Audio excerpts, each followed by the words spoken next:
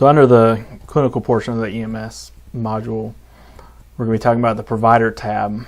The EMS provider level here that is going to be the highest level of care that you have on the scene represented from our fire department. So if you have a paramedic or an advanced EMT, EMTIV, whoever's the highest level of care that's on the scene from the fire department, you'll select that for them.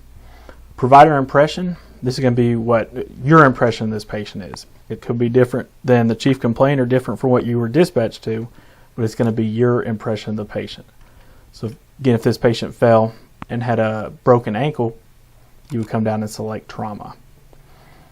You could select a secondary impression if there's more to it.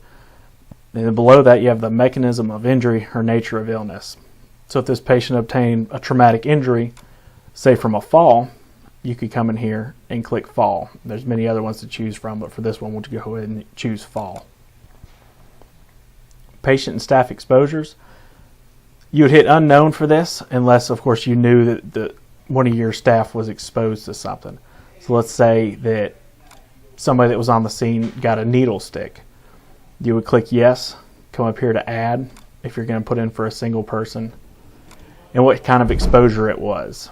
So we'll say on this one that it was a needle stick, and the staff that got the needle stick, you'll select somebody's name for that.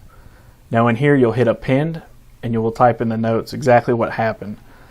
And then whenever you hit save, this is going to save this to this person's staff ID, so it'll follow them throughout their career in Firehouse, and it'll be a lot easier to find.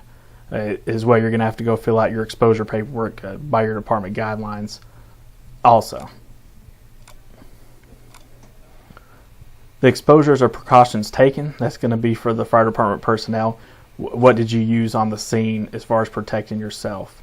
You can either add a single person or select add group, and that'll let you select either everybody that was on the call or just certain people. So if we wore gloves on this call, you'd select gloves, staff ID. You can either select the one person, or if there's multiple people on this call that wore gloves, you can select all responding personnel. You'll hit save, close, and then that's it for that tab.